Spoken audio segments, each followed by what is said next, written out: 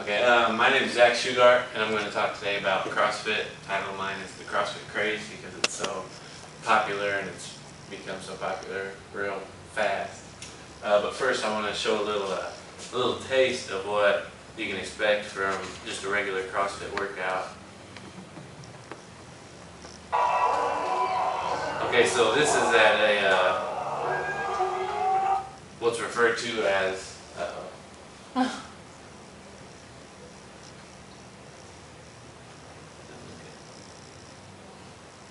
okay, so this is referred to as the CrossFit Games, and what it is, it's just basically kind of like a little mini Olympics, and it's become real popular over the years. It's sponsored by Reebok and a whole bunch of other smaller sponsors, and you compete in what's called the CrossFit Open, which is they announce 5 workouts over 5 weeks, and you perform that workout, and then you can enter it in on their website under your name.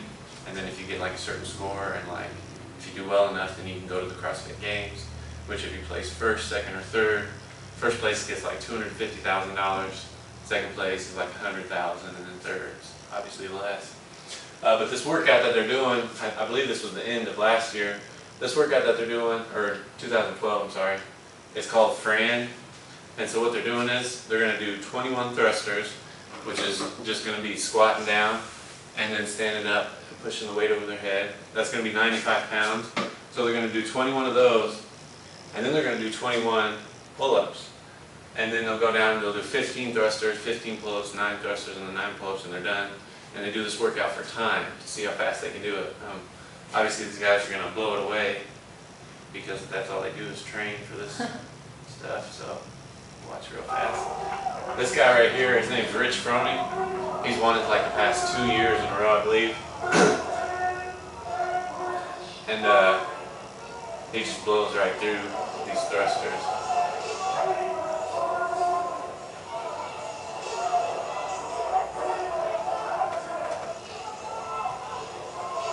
And they really emphasize when he comes up here, they want everything straight.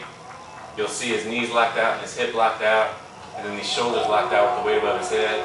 So that's going to make a straight line all the way down his body, so that's going to be basically perfect form and what you want.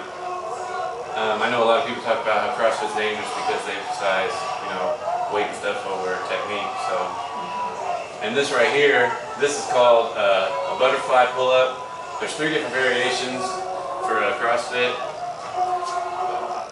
There's a butterfly pull-up, a kipping pull-up, and then a strict pull-up. And the butterfly pull-up and kipping pull-up are just known mostly to gymnasts, and a lot of people don't consider them, strict pull-ups. But they still get your heart going, and they still test your lats and everything that's going to work a regular pull-up. It's just they use the kipping to get it done faster and to get that special time they want. So it's not a requirement to use it, but it's obviously going to be used by the professional athletes.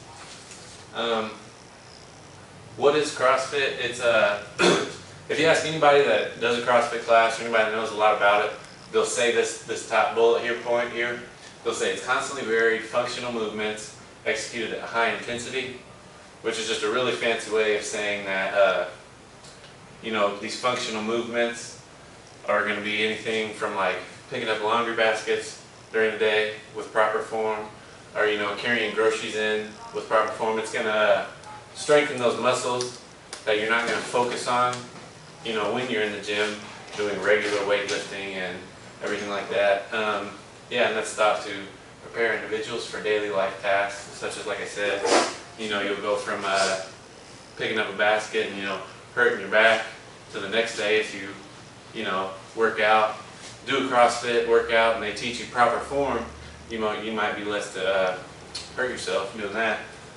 So the next one is a little bit of background information. This lovely gentleman right here is named Greg Glassman. He's to be like the starter of CrossFit. It started in 2000, and I put an asterisk by 2000 because he really did the first CrossFit workout. I believe it was in 1996, in like his garage gym or whatever he has. And in 2000 is when he got the name actually CrossFit trademarked. or yeah, trademarked, just like, you know, Zumba is and everything. So he got that trademarked in 2000, so that's why I got the asterisk by it. It's very similar to a high intensity interval training. That's almost basically what it is, except you'll probably use a little bit more weight and a little bit more of a variation than a high intensity interval training. And the good part about it is it's done in a class. Like you can go to class, they have 3 facilities in Decatur, or 3 affiliates in Decatur, and you can do it in a class. I know a lot of them actually have times to where you can show up and do it by yourself, but of course you'll have like a coach or whatever there watching you and spotting you, make sure everything is going according to plan and you're doing everything proper. Participating in CrossFit, I got pros and cons real fast. There's obviously going to be more than just the 3 that I got, but that's what I put up here. Some of the pros, I'll go over those first. Like I said just a few minutes ago, it's group fitness. Group fitness is always a good thing. I love doing like the classes and everything. I feel like when you got more people watching you, you're going to be more truthful to yourself and to other people, you know, because if you do 1 less rep than what it says, you know, the people will be like, well, they did 1 less rep, so then you're not going to be very accountable. Another thing is the muscular strength and stamina at once. You're building, if you've already lifted and you go into a CrossFit class, you're going to be a little better off, but you can start bare bones, like never done anything before in fitness, and you'll obviously use less weight and all the workouts and everything. But they focus a lot on, they do 3 strength building days a week, they'll do 4 stamina workouts a week, and they'll mix those all up within like the 5-day span or 6-day span, or they even do 4, whichever you can you know, kind of keep up with. And it's going to build it like one day you'll do heavy squats, and then you'll jump on a rower and row to work your stamina, but you're still increasing your leg strength as well. And also another pro is that it's basically now thought of as a sport.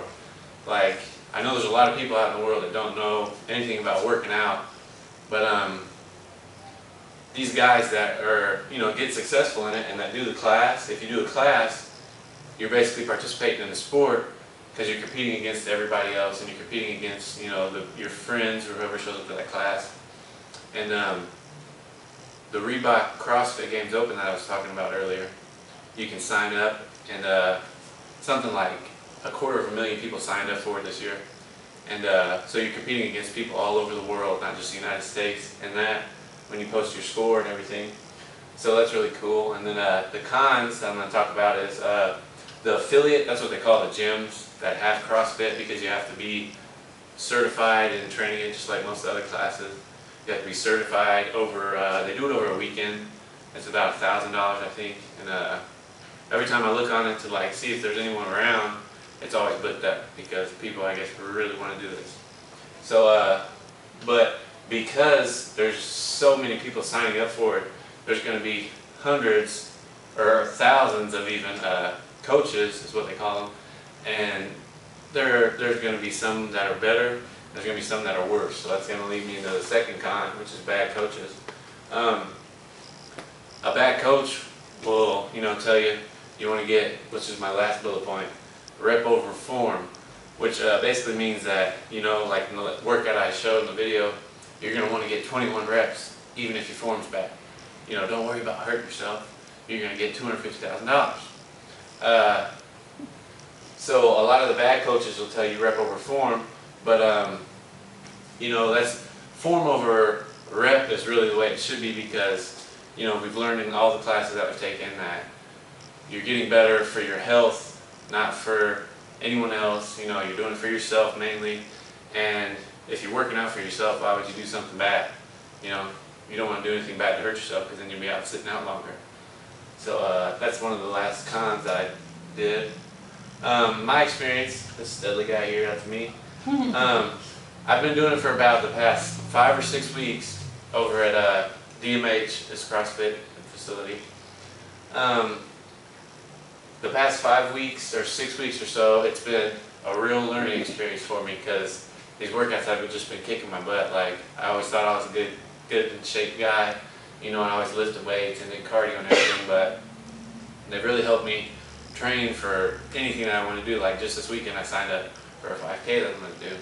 and like I feel like I'm in really good shape because I've been doing the CrossFit and not just, you know, running, because let's face it, like running can just get boring. So another learning experience that I had before is about 9 months ago, so I think it was in June or July. First time that I really heard about CrossFit, I was going to attempt to do an overhead squat, which is where you have the weight over your head and you squat down.